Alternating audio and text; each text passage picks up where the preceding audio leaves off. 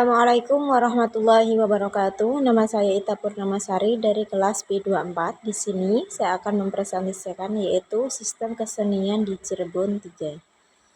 Pada presentasi kali ini, kesenian yang kita akan bahas dari Cirebon yaitu ada ukiran Cirebon, batik keraton, batik pesisiran, kemudian batik santri atau batik Ciwaringin. Letak geografis Cirebon yang berada di persimpangan jalan dari berbagai jurusan menyebabkan berbagai kebudayaan di kota pesisir ini terkesan tindih menindih. Lambang khas yang dipakai pola-pola abstrak merupakan semua lambang kehidupan kerohanian dan organis yang berasal dari masa sebelum kebudayaan Hindu masuk di Pulau Jawa. Gambaran menjadi lebih jelas jika mengamati pola dan ragam hias, serta mengungkapkan suatu sintesa yang menarik dari bentuk kebudayaan dan filsafat. Jadi karena memang letak geografis ini mendukung atau sebagai penyebab keragaman budaya yang ada di Cirebon. Yang pertama yaitu ada ukiran Cirebon. Seni ukir kayu Cirebon itu dipengaruhi oleh Hindu, Tiongkok, dan Islam.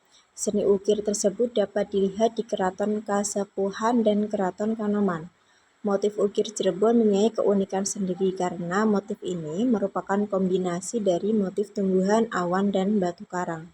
Adanya motif batu dan awan merupakan pengaruh dari Cina, sedangkan motif daun merupakan stilasi daun pakis. Unsur-unsur ukiran Cirebon meliputi daun pokok, angkup, terubusan, benangan, dan pecahan. Ukiran Cirebon memiliki ciri khusus yaitu terdapat motif awan dan batu karang, serta angkupnya tanpa tangkai dan tanpa ulir pada bagian ujung. Selain diminati pasar domestik, ukir kayu khas Cirebon juga berhasil menembus pasar Amerika.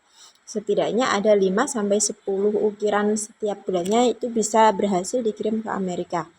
Seiring waktu berjalan karena seni dituntut terus berkreasi, maka motif ukiran disesuaikan dengan pesanan. Jadi karena memang seorang produsen mengikuti arahan atau mengikuti minat konsumennya.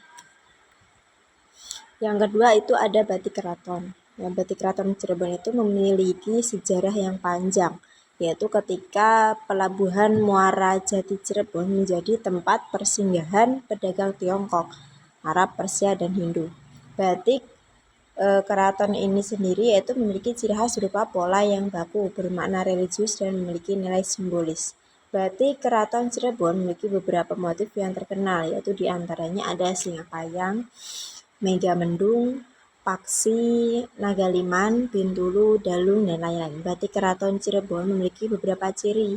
Yang pertama yaitu memiliki warna yang cenderung gelap, seperti hitam, merah tua, atau coklat. Kemudian batik keraton ini juga memiliki ornamen-ornamen yang berasal dari keraton Cirebon. Pola penyebaran batik di Cirebon itu sama seperti batik Jogja dan Solo, di mana yang pertama-tama muncul itu di lingkungan keraton, kemudian dibawa keluar oleh para abdi dalam yang bertempat tinggal di luar keraton, jadi diperkenalkan ke masyarakat. Yang diperkenalkan yaitu abdi dalam yang sebelumnya telah bertempat tinggal di keraton. Kemudian yang ketiga yaitu ada batik pesisiran, ya. Jadi batik pesisiran ini merupakan batik yang berkembang di wilayah pesisir, maka dari itu namanya batik pesisiran. Batik pesisiran memiliki motif dan warna yang beragam karena merupakan peleburan dari berbagai budaya lokal dan asing. Seperti di awal tadi, karena lokasinya dekat laut atau pelabuhan, maka beberapa budaya itu bisa masuk. Kemudian kota pesisir penghasil batik yaitu salah satunya adalah Cirebon, yang terkenal dengan batik Megamendungnya seperti kita lihat di gambar. Batik pesisiran dikenakan sebagai pakaian sehari-hari berupa kain panjang atau jari, sarung, kemben, ikat kepala, selendang, dan lain-lain.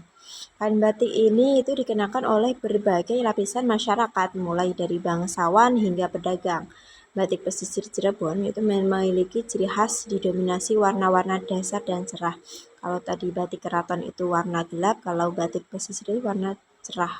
antara lain warna merah, hijau, biru. Perbedaan mencolok dibandingkan dengan batik daerah lain yaitu memiliki ciri motif wadasan atau batu. Selain itu memiliki warna latar yang lebih muda dibandingkan dengan warna pada motif atau corak batiknya. Kemudian kita lanjut ke batik santri atau batik Ciwaringin. Motif batik Ciwaringin didominasi gambaran perjuangan kaum santri di Desa Babakan menyelamatkan warga Kecamatan Ciwaringin dari kemiskinan dan kelaparan. Kalangan santri pun melatih warga bertahan hidup dengan membuat dan menjual batik. Jejak kelaparan warga Ciwaringin ditoreh dalam motif tebu sekarat. Jadi setiap motif itu memiliki makna sendiri. Contohnya seperti motif tebu sekarat ini yaitu yang melambangkan kelaparan warga Ciwaringin. Kemudian ada motif ganepo, yaitu kepanjangan dari segani langka, tenagani lempo. Artinya apa? Nasi itu tidak ada, sedangkan tenaganya itu lemah. Kemudian yang paling populer di antara motif batik Ciwaringin ada motif pecutan, yaitu berasal dari tangkai dan dedaunan yang digunakan para pengajar di pondok pesantren mencambuk. Artinya apa? Memberi semangat santrinya agar lebih giat belajar ilmu agama.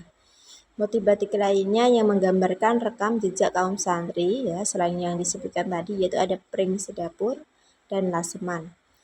Ya, yang laseman atau langgam batik lasem yang digagas oleh Kiai Haji Muhammad Amin dan istrinya Nyai Kalsum. Jadi Kiai Amin ini datang dari Lasem itu kemudian mengajarkan batik dengan istrinya yaitu sebagai pengrajin batik, mengajarkan ke masyarakat. Kemudian pewarnaan batik Ciwaringin ini adalah yang menjadi ciri khas batik Ciwaringin. Ya, di mana pewarnanya itu menggunakan pewarna alami. Sejak dibawa Kiai Muhammad Amin atau Kiai Muhammad Amin itu biasa kita sebut dengan Kiai Madamin, yaitu pewarnaan batik Ciwaringin menggunakan bahan alami, yaitu bukan pewarna atau sintetis, pewarna kimia atau sintetis. Jadi warna coklat tua, ya misalkan warna coklat tua itu diperoleh dari getah kulit pohon mauni, kemudian warna biru bisa diperoleh dari daun indigo. Jika keduanya dicampur maka dapat menghasilkan warna hitam kumal.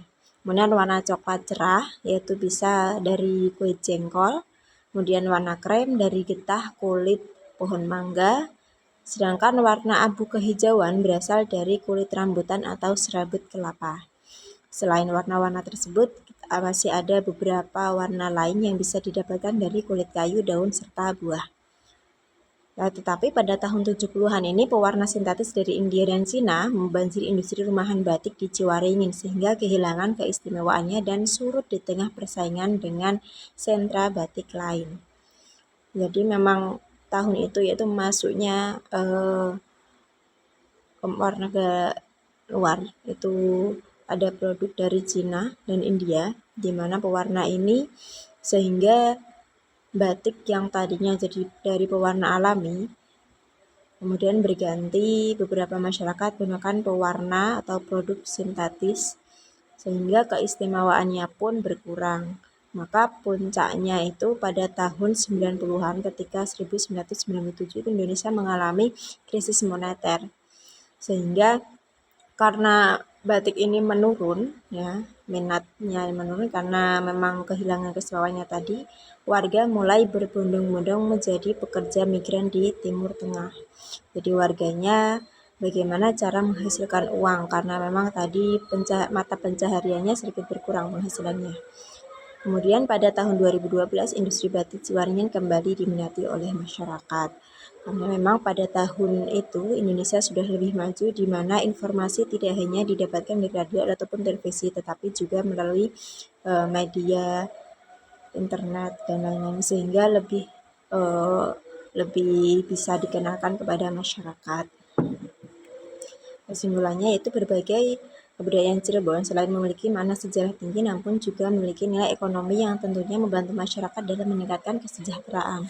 Jadi budaya tidak hanya mengandung makna tetapi juga sebagai peningkat kesejahteraan masyarakat itu sendiri. Demikian dari saya, terima kasih atas perhatiannya. Mohon maaf apabila masih banyak beberapa kekurangan. Wassalamualaikum warahmatullahi wabarakatuh.